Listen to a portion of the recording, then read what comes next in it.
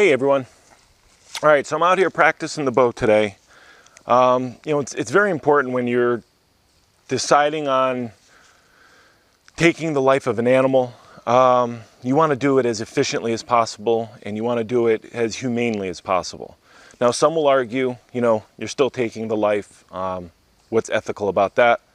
Now, some people might even argue the fact that it's not ethical at all. It's not humane at all. Death is death. And those people, they have the rights to their opinions and views.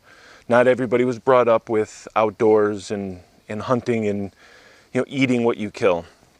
I myself, I'm not a trophy hunter. I'm a meat hunter. I don't have any trophies hanging in my house. I don't have like a trophy room with heads hanging on the wall. It's just not my thing. I just don't see the need for it. So on that note, I hunt and I eat what I kill. I do butcher myself. I do process the game myself, and I do my best to make sure nothing goes to waste. So here's my bow. This is your basic compound bow. This is a Bear Encounter. It's not an expensive bow. It's probably around $400. The arrows themselves, the carbon fiber arrows, they're right around $10 to $15 a piece, and the heads are also, the points are also right around $10 to $15 each. Now these are mechanical heads, mechanical tips, broadheads, and they pop open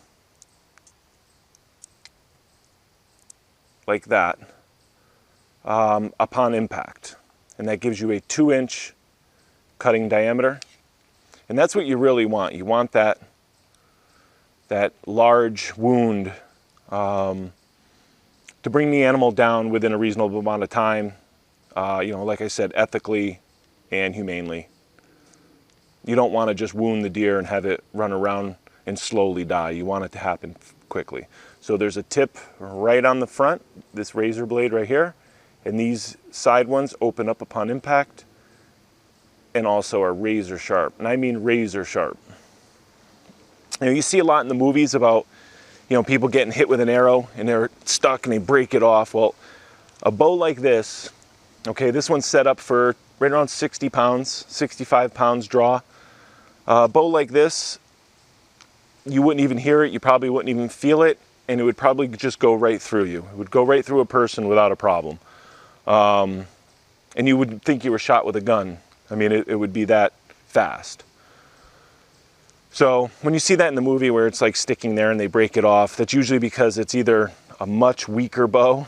Well, it's movies anyway, it's not real, but it doesn't happen that way. Same thing with this, there are times on a long shot where you might get one stuck in and the deer will run off and it'll snap the arrow in half, something like that. But usually it's because you hit a shoulder bone or some really big bone in there that slowed it down. Plus it was on the end of its flight, where a lot of the momentum and force was already dropping off. So that's that. Now for practicing, I just have this little quiver here that I carry. And we just use a field point like this. They screw in. And you can change out the tips. But for practice, so you don't tear up your target, you just use field points. This here is called a release. This is a mechanical release. And what that does is it gives you almost like a trigger on the string. So when you draw back, it holds it, and that trigger releases. I'll demonstrate.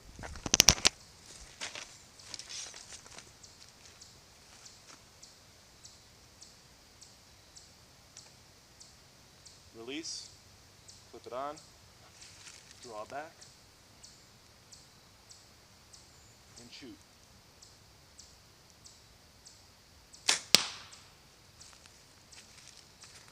So that's the basic workings, very basic. I just wanted to show you guys the bow, how I shoot. All right, so that's pretty much it, guys. I just wanted to show you the workings of the bow and the basics. You'll see multiple pins on a bow.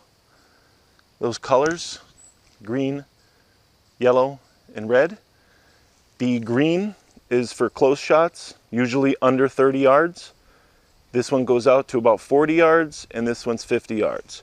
So they're about 10-yard differences, and it's estimating the range that really makes you accurate, so you know which pin to use. But that's it. I mean, it's a great starter bow. Like I said, you could probably pick these up. This one's a couple years old. You could probably pick them up now between $300 and $400 in a kit. This is a basic bow. I've done no real modifications for it. At some point I'd like to put a new sight on, a drop rail or something like that, but other than that, there's my bow. All right, so I've been practicing at, maximum 50 yards, kind of where my safety range is, my comfortable range. But you can see here, move the burlap out of the way, wire. The rule of thumb is you want the lungs and the heart, okay? When you can consistently keep all your arrows, okay, in a 9-inch circle. That's kind of how I was taught, was if you can hit a paper plate, a 9-inch paper plate, with all your arrows that you keep in your quiver, with me it's 4, that is a reasonable range for you to take a shot. So that's why you practice. You got to keep practicing. I probably sling several hundred arrows while I'm here. But I try to at least shoot once a week when I can.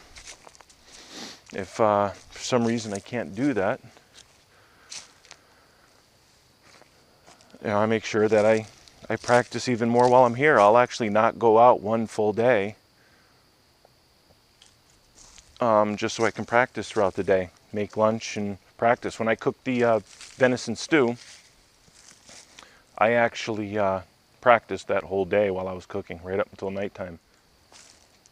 The enjoyment I get out of even just target shooting, I consider myself a halfway decent shot. I wouldn't say I'm a good shot, but I know a couple of my buddies, man, they can put 4 arrows into a $50.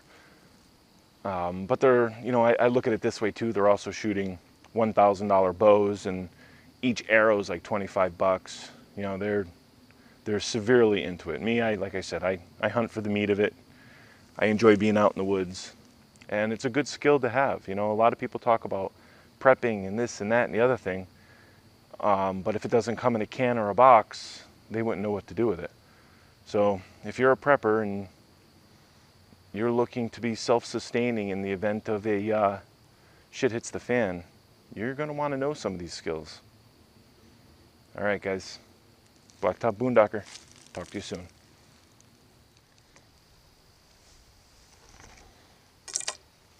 So if you have any questions at all, anything like that, just leave them down below, and I'll answer them as soon as I can. All right, guys. We'll talk to you soon. Be safe traveling the tubes.